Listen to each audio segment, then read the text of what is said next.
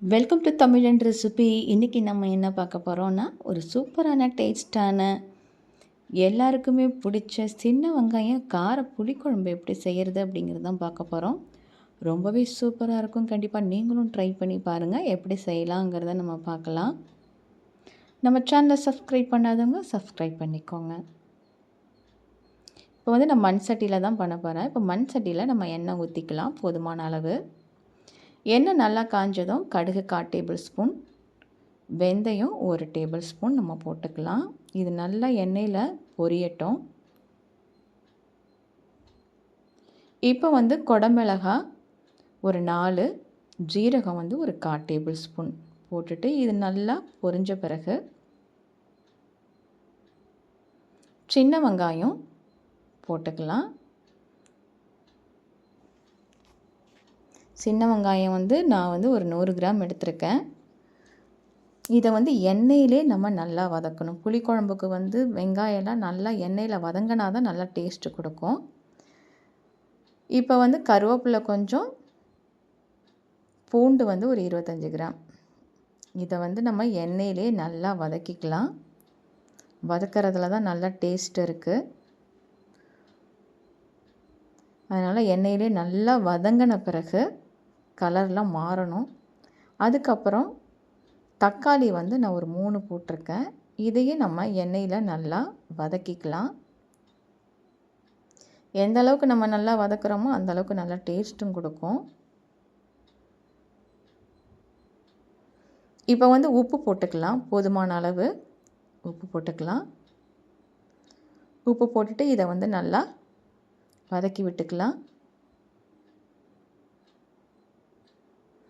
நல்லா வதங்கி வந்ததும் மிளகாய்த்தூள் வந்து போட்டுக்கலாம். மிளகாய்த்தூள் நான் 3 டேபிள் ஸ்பூன் போட்டிருக்கேன். மல்லித்தூள் ஒரு 4 டேபிள் ஸ்பூன். காரம் வேணும்னா எக்ஸ்ட்ரா கூட நீங்கள் போட்டுக்கலாம்.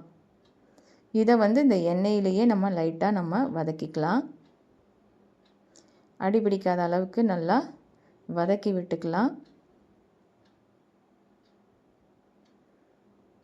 ஓரளவுக்கு நல்லா நம்ம வதக்கினதும் தண்ணி வந்து நான் 1 கிளாஸ் ஊற்றுறேன். இதை வந்து நம்ம நல்லா கலக்கி விட்டுக்கலாம்.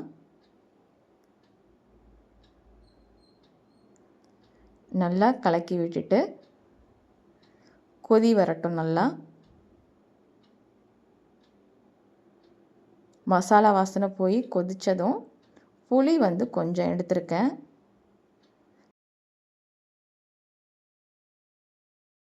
இது நல்லா கரைச்சி இது கூட நம்ம திக்காக நம்ம ஊற்றிக்கலாம். ரொம்ப தண்ணியாகவும் நம்ம புளி தண்ணியை ஊற்றிடக்கூடாது. காரக்குழம்புனா கொஞ்சம் ஓரளவுக்கு திக்காக இருந்தால் தான் நல்லாயிருக்கும். அதனால் புளி நல்லா கரைச்சி இதில் நம்ம ஊற்றிட்டு இதை வந்து நம்ம நல்லா கொதித்து வரட்டும்.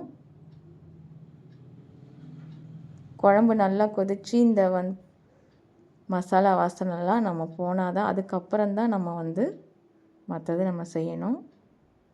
நல்லா கொதித்து கொஞ்சம் வந்து குழம்பு நல்லா கொதித்த பிறகு லாஸ்ட்டாக இறக்க போகிற சமயத்தில் சோம்புத்தூள் கொஞ்சம், மிளகுத்தூள் கொஞ்சம், ஜீரகத்தூள் கொஞ்சம், வெந்தயத்தூள் கொஞ்சம் நம்ம போட்டு இறக்கணுன்னா நல்லா வாசமாகவும் இருக்கும், டேஸ்ட்டாகவும் இருக்கும். லைட்டாக கொஞ்சம் கொஞ்சம் நம்ம வந்து போட்டுக்கலாம். இதை போட்டு நம்ம நல்லா கிளறி விட்டுக்கலாம். லாஸ்ட்டாக நம்ம இறக்கும் போது நல்லெண்ணெய் ஊற்றி இறக்கணுன்னா இன்னும் டேஸ்ட்டாகவும் இருக்கும். இப்போ நமக்கு ஒரு சூப்பராக டேஸ்ட்டாக சின்ன வெங்காயம் காரக்குழம்பு வந்து நமக்கு ரெடி ஆயிடுச்சு. சுட சுட சாப்பாட்டில் நம்ம போட்டு சாப்பிட்டோம்னா டேஸ்ட்டு ரொம்பவே சூப்பராக இருக்கும். கண்டிப்பாக நீங்களும் ட்ரை பண்ணி பாருங்கள். ரொம்பவே நல்லாயிருக்கு.